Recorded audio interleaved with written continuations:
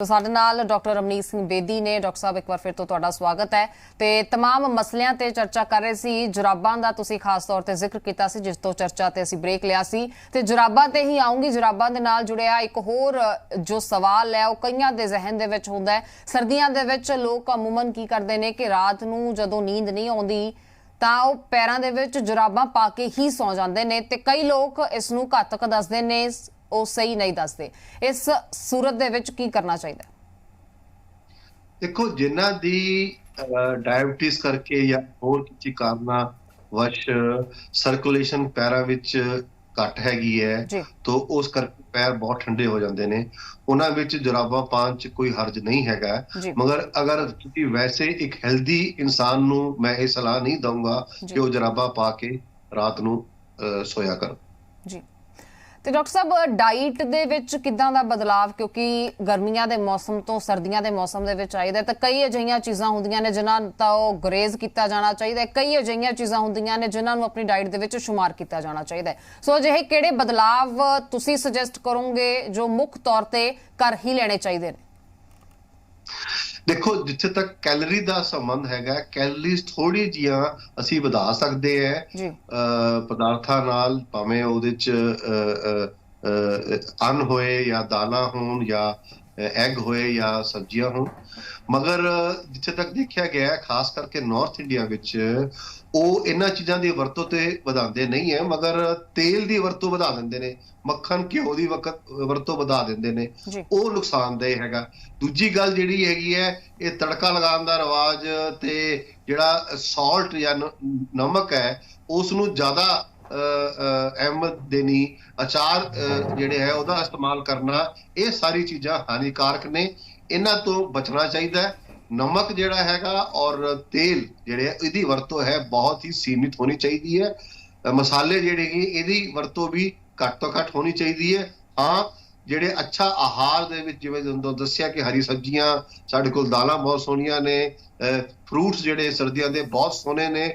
ਆਮ ਤੌਰ ਤੇ ਇੱਕ ਇਹ ਵਹਿਮ ਰਹਿੰਦਾ ਹੈ ਕਿ ਜਿਹੜੇ ਸਿਟਰਸ ਫਰੂਟ ਹੈ, ਖਾਸ ਕਰਕੇ ਸੰਤਰਾ ਜਾਂ ਮਾਲਟਾ ਜਾਂ ਕੀਨੂ, ਇਹਨਾਂ ਦਾ ਵਰਤੋਂ ਜਿਹੜਾ ਜਿਹਨੂੰ ਜ਼ੁਕਾਮ ਕਰਦਾ ਹੈ ਜਾਂ ਖਾਂਸੀ ਕਰ ਦਿੰਦਾ ਹੈ, ਇਹਦੇ ਵਿੱਚ ਕੋਈ ਸੱਚਾਈ ਨਹੀਂ ਹੈਗੀ ਹੈ। ਇਹਨਾਂ ਵਿੱਚ ਇਨਫੈਕਟ ਵਿਟਾਮਿਨ ਸੀ ਔਰ ਐਂਟੀਆਕਸੀਡੈਂਟਸ ਬਹੁਤ ਅੱਛੇ ਮਾਤਰਾ 'ਚ ਪਾਏ ਜਾਂਦੇ ਨੇ। ਇਹਨਾਂ ਦੀ ਵਰਤੋਂ ਕਰਨੀ ਚਾਹੀਦੀ ਹੈ। ਇਹਦੇ ਨਾਲ ਇਹੋ ਜਿਹਾ ਕੋਈ ਵੀ ਜ਼ੁਕਾਮ ਜਾਂ ਖਾਂਸੀ ਨਹੀਂ ਹੁੰਦਾ। ਜੀ ਤੇ ਇਹਨਾਂ ਜਿਨ੍ਹਾਂ ਫਰੂਟਸ ਦਾ ਤੁਸੀਂ ਜ਼ਿਕਰ ਕੀਤਾ, ਇੱਕ ਚੀਜ਼ ਹੋਰ ਕਹੀ ਜਾਂਦੀ ਕਿ ਧੁੱਪੇ ਬੈਠ ਕੇ ਹੀ ਇਹਨਾਂ ਦਾ ਸੇਵਨ ਕੀਤਾ ਜਾਵੇ, ਰਾਤ ਦੇ ਸਮੇਂ ਗੁਰੇਜ਼ ਕੀਤਾ ਜਾਵੇ।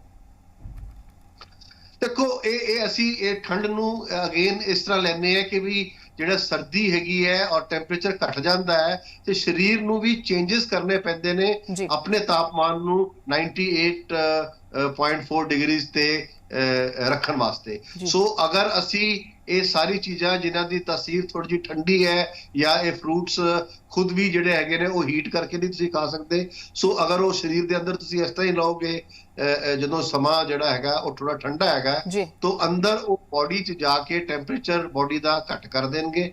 ਬੋਡੀ ਨੂੰ ਟੈਂਪਰੇਚਰ ਫਿਰ ਵਧਾਉਣਾ ਪਏਗਾ। ਇਸ ਕਰਕੇ ਅਗਰ ਧੁੱਪ ਵਿੱਚ ਬੈਠ ਕੇ ਇਹਨੂੰ ਖਾਓਗੇ, ਇਹ ਦੋ ਤਰ੍ਹਾਂ ਨਾਲ ਚੰਗਾ। ਇੱਕ ਤਾਂ ਵਿਟਾਮਿਨ ਸੀ ਮਿਲ ਰਿਹਾ, ਐਂਟੀਆਕਸੀਡੈਂਟ ਮਿਲ ਰਹੇ ਨੇ, ਔਰ ਧੁੱਪ ਦੇ ਰਾਹੀਂ ਤੁਹਾਨੂੰ ਵਿਟਾਮਿਨ ਡੀ ਔਰ ਹੋਰ ਕਈ ਇਹੋ ਜਿਹੇ ਪਦਾਰਥ ਮਿਲ ਰਹੇ ਨੇ ਜਿਹੜੇ ਸਿਹਤ ਵਾਸਤੇ ਜ਼ਰੂਰੀ ਨੇ। ਜੀ ਇੱਕ ਡਾਕਟਰ ਸਾਹਿਬ, ਸੂਪਸ ਦਾ ਇਨਟੇਕ ਜੋ ਹੈ ਉਹ ਕਾਫੀ ਵੱਧ ਜਾਂਦਾ ਸਰਦੀਆਂ ਦੇ ਵਿੱਚ, ਪਰ ਅੱਜ ਕੱਲ ਜੋ ਨੇ ਉਹ ਪ੍ਰੀਜ਼ਰਵੇਟਿਵਸ ਦੇ ਨਾਲ ਜੋ ਰੈਡੀਮੇਡ ਜੋ ਸੂਪਸ ਆਉਣ ਲੱਗੇ ਨੇ ਉਹ ਕਿੰਨੇ ਕੋ ਸੇਫ ਨੇ, ਤੇ ਜਾਂ ਉਹ ਖਾਣਾ ਜੋ ਰੈਡੀ ਟੂ ਕੁਕ ਹੁੰਦਾ ਹੈ, ਰੈਡੀ ਟੂ ਈਟ ਹੁੰਦਾ ਹੈ, ਉਹਨਾਂ ਨੂੰ ਕਿੰਨਾ ਕੁ ਸੇਫ ਮੰਨਿਆ ਜਾਵੇ ਅਜਿਹੇ ਮੌਸਮ ਦੇ ਵਿੱਚ? ਕਿਉਂਕਿ ਪਹਿਲਾਂ ਹੀ ਲੋਕ ਕਈ ਬਿਮਾਰੀਆਂ ਤੋਂ ਪਰੇਸ਼ਾਨ ਹੋਇਆ ਕਰਦੇ ਨੇ ਤੇ ਅੱਜ ਕੱਲ ਸਮਾਂ ਜੋ ਹੈ ਉਹ ਅਮੂਮਨ ਲੋਕਾਂ ਕੋਲ ਨਹੀਂ ਹੁੰਦਾ। ਉਸ ਸਮੇਂ ਦੀ ਬਚਤ ਦੇ ਲਈ ਜ਼ਿਆਦਾਤਰ ready to cook, ready to eat ਇਸ ਤਰ੍ਹਾਂ ਦੇ ਖਾਣੇ ਦਾ ਇਸਤੇਮਾਲ ਕੀਤਾ ਜਾਂਦਾ। ਖਾਸ ਤੌਰ ਤੇ ਸੂਪਸ ਦਾ ਇਨਟੇਕ ਬਹੁਤ ਵੱਧ ਜਾਂਦਾ ਹੈ। ਇਹ ਪ੍ਰੀਜ਼ਰਵੇਟਿਵਸ ਦੇ ਨਾਲ ਜੋ ਸੂਪਸ ਆਉਂਦੇ ਨੇ, ਇਹ ਕਿੰਨੇ ਕੁ ਹੈਲਦੀ ਮੰਨ ਸਕਦੇ ਆ ਜਾਂ ਕਿੰਨੇ ਕੁ ਅਨਹੈਲਦੀ ਹੁੰਦੇ ਨੇ? ਐਬਸੋਲੂਟਲੀ ਨਾਟ। ਦੇਖੋ, ਕੋਈ ਵੀ ਸੂਪ ਜਿਹੜਾ ਹੈਗਾ ਤਾਜ਼ਾ ਸਬਜ਼ੀਆਂ ਦਾ ਜਾਂ ਕਿਸੇ ਚੀਜ਼ ਦਾ ਬਣਿਆ ਹੋਏਗਾ, ਉਹਦੇ ਵਿੱਚ ਹੀ ਜਿਹੜੇ ਪਦਾਰਥ ਨੇ, ਜਿਹੜੇ ਖਾਸ ਕਰਕੇ ਵਿਟਾਮਿਨਸ ਨੇ, ਮਿਨਰਲਸ ਨੇ, ਇਹ ਸਾਰੇ ਐਂਟੀਆਕਸੀਡੈਂਟਸ ਨੇ, ਇਹ ਸਾਰੇ ਉਹਦੇ ਵਿੱਚ ਮੌਜੂਦ ਰਹਿਣਗੇ। ਜਿਹੜੇ ਸੂਪ ਤੁਸੀਂ ਮਾਰਕੀਟ ਤੋਂ ਲੈ ਕੇ ਆਉਂਦੇ ਹੋ, ਪੈਕਟਸ ਵਾਲੇ ਸੂਪ, ਇਹਦੇ 'ਚ ਇਹੋ ਜਿਹਾ ਕੋਈ ਪਦਾਰਥ ਜਿਹੜਾ ਹੈਗਾ ਉਹ ਮਾਤਰਾ 'ਚ ਨਹੀਂ ਹੁੰਦਾ ਜਿਹੜਾ ਤੁਹਾਨੂੰ ਕੋਈ ਫਾਇਦਾ ਪਹੁੰਚਾ ਸਕੇ। ਇਹ ਸਿਰਫ ਸਮਝ ਲਓ ਕਿ ਗਰਮ ਪਦਾਰਥ ਹੈ ਜਿਹੜਾ ਤੁਸੀਂ ਲਿਕੁਇਡ ਦੇ ਤੌਰ ਤੇ ਇਸਤੇਮਾਲ ਕਰਦੇ ਪਏ ਹੋ, ਮਗਰ ਇਸ ਨੂੰ ਤੁਸੀਂ ਅਗਰ ਤੁਲਨਾ ਇਹਦੀ ਕੀਤੀ ਜਾਏ, ਜਿਹੜੀ ਤੁਸੀਂ ਤਾਜ਼ੇ ਸਬਜ਼ੀਆਂ ਦਾ ਕਿਸੇ ਚੀਜ਼ ਦਾ ਸੂਪ ਬਣਾਉਂਦੇ ਹੋ, ਇਹਦੀ ਕੋਈ ਤੁਲਨਾ ਹੋ ਹੀ ਨਹੀਂ ਸਕਦੀ ਜੀ। ਤੇ ਇੱਕ ਡਾਕਟਰ ਸਾਹਿਬ, ਕਰੋਨਾ ਦੇ ਕੇਸਿਸ ਵੀ ਅਸੀਂ ਵੇਖ ਰਹੇ ਹਾਂ ਕਿ ਇੱਕ ਵਾਰ ਫਿਰ ਤੋਂ ਹੁਣ ਓਮਿਕਰੋਨ ਨੇ ਜੋ ਹੈ ਉਹ ਲੋਕਾਂ ਨੂੰ ਡਰਾਇਆ ਹੋਇਆ ਹੈ, ਤੇ ਲੋਕ ਕਾਫੀ ਇਸ ਨੂੰ ਲੈ ਕੇ ਕਈ ਚੀਜ਼ਾਂ ਦੇ ਵਿੱਚ ਕਟੌਤੀ ਕਰਦੇ ਜਾ ਰਹੇ ਨੇ, ਕਈ ਚੀਜ਼ਾਂ ਨੂੰ ਖਾਣੇ ਦੇ ਵਿੱਚ ਐਡ ਕਰਦੇ ਜਾ ਰਹੇ ਨੇ, ਤੇ ਉਹਨਾਂ ਲੋਕਾਂ ਨੂੰ ਕੀ ਸਲਾਹ ਹੈ ਜੋ ਜ਼ਬਰਦਸਤੀ ਕਹਿ ਸਕਦੇ ਹਾਂ ਕਿ ਇਸ ਤੋਂ ਡਰਦੇ ਨੇ? ਇੱਕ ਚੀਜ਼ ਦਾ ਖੌਫ ਜ਼ਰੂਰੀ ਹੈ, ਪਰ ਇੱਕ ਲਿਮਿਟ ਦੇ ਵਿੱਚ ਉਸ ਨੂੰ ਦਹਿਸ਼ਤ ਨਾ ਬਣਾ ਲਿਆ ਜਾਵੇ। ਯੈਸ, ਦੇਖੋ ਸਤਰਕ ਰਹਿਣਾ ਹੈ, ਅਸੀਂ ਦਹਿਸ਼ਤ ਵਿੱਚ ਨਹੀਂ ਪੈਣਾ। ਨੰਬਰ 1 ਗੱਲ, ਜਿਹੜੇ ਓਮਿਕਰੋਨ ਜਾਂ ਕੋਈ ਵੀ ਜਿਹੜੇ ਕੋਵਿਡ ਦੇ ਵਾਇਰਸਿਸ ਨੇ, ਇਹਨਾਂ ਦਾ ਜਿੱਥੇ ਤੱਕ ਤਲਕ ਹੈਗਾ, ਸਭ ਤੋਂ ਜ਼ਰੂਰੀ ਔਰ ਸਭ ਤੋਂ ਵਧੀਆ ਜਿਹੜਾ ਇਹਦਾ ਬਚਾਅ ਦਾ ਜਿਹੜਾ ਮਾਧਿਅਮ ਹੈ ਉਹ ਮਾਸਕ ਹੈ। ਉਹਦੇ ਵਾਸਤੇ ਮੈਂ 1 ਸੈਕਿੰਡ ਲੈ ਕੇ ਤੁਹਾਨੂੰ ਥੋੜਾ ਵਿਸਤਾਰ ਨਾਲ ਦੱਸਣਾ ਚਾਹੁੰਦਾ ਹਾਂ।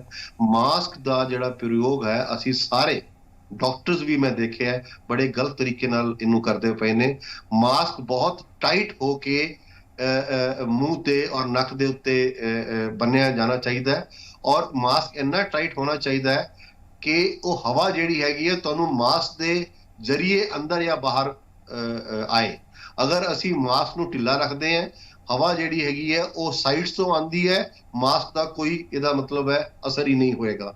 ਦੂਸਰਾ ਜਿਹੜਾ ਮਾਸਕ ਹੈ ਉਹ 3 ਪਲਾਈ ਮਾਸਕ ਹੋਣਾ ਚਾਹੀਦਾ ਹੈ। ਇਹ ਪ੍ਰੋਪਰ ਮਾਸਕ ਨੇ ਜਿਹੜੇ ਇਸ ਨੇ ਇੰਨੇ ਛੋਟੇ ਮਾਈਕਰੋਨ ਦੇ ਜਿਹੜੇ ਵਾਇਰਸ ਹੈ ਉਸ ਨੂੰ ਰੋਕਦੇ ਨੇ। ਜਿਹੜੇ ਅਸੀਂ ਆਮ ਕੱਪੜੇ ਦੇ ਮਾਸਕ ਪਹਿਨਦੇ ਆ ਉਹਨਾਂ ਦਾ ਕੋਈ ਫਾਇਦਾ ਨਹੀਂ ਹੈਗਾ, ਉਹ ਥੋੜਾ ਬਹੁਤਾ ਰੋਕ ਲੈਣਗੇ ਮਗਰ ਪੂਰੀ ਤਰ੍ਹਾਂ ਨਾਲ ਤੁਹਾਨੂੰ ਸੁਰੱਖਿਅਤ ਕਰਨ 'ਚ ਕਾਮਯਾਬ ਸਿੱਧ ਨਹੀਂ ਹੁੰਦੇ।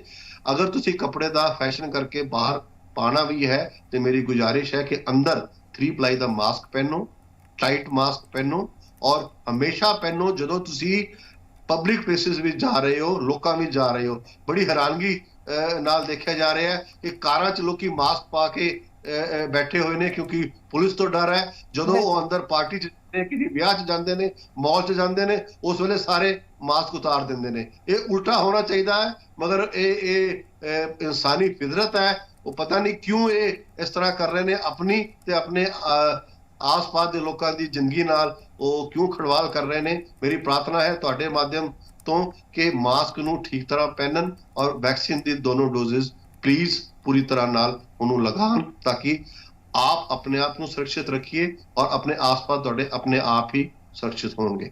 ਜੀ ਡਾਕਟਰ ਸਾਹਿਬ, ਖਾਸ ਤੌਰ ਤੇ ਗੱਲ ਲੋਕਾਂ ਦੀ ਕੀਤੀ ਜਾਵੇ ਤੇ ਖਾਸ ਤੌਰ ਤੇ ਮੈਂਸ਼ਨ ਕਰਾਂ ਪੰਜਾਬੀਆਂ ਦੀ ਕੀਤੀ ਜਾਵੇ ਤਾਂ ਚਾਹ ਦੇ ਕਾਫੀ ਸ਼ੌਕੀਨ ਹੋਇਆ ਕਰਦੇ ਨੇ, ਤੇ ਇਸ ਮੌਸਮ ਦੇ ਵਿੱਚ ਆਨੇ ਬਹਾਨੇ ਚਾਹ ਜੋ ਹੈ ਉਹ ਪੀਤੀ ਜਾਂਦੀ ਹੈ। ਚਾਹ ਦਾ ਕਿੰਨਾ ਕੁ ਨੁਕਸਾਨ ਬੋਡੀ ਨੂੰ ਮੰਨਿਆ ਜਾਵੇ ਖਾਸ ਤੌਰ ਤੇ ਸਰਦੀਆਂ ਦੇ ਵਿੱਚ ਤੇ ਵਧੇ ਹੋਏ ਇਸ ਇੰਟੇਕ ਕਰਕੇ? ਦੇਖੋ, ਚਾਹ ਜਿਹੜੀ ਹੈਗੀ ਹੈ ਇਹ ਸਿਰਫ ਇਹ ਹੈ ਕਿ ਇੱਕ ਤਾਂ ਇਹਦੇ ਚ ਕੈਫੀਨ ਹੈਗੀ ਹੈ, ਤਾਂ ਥੋੜਾ ਸਟਿਮੂਲੇਟ ਕਰਦੀ ਹੈ।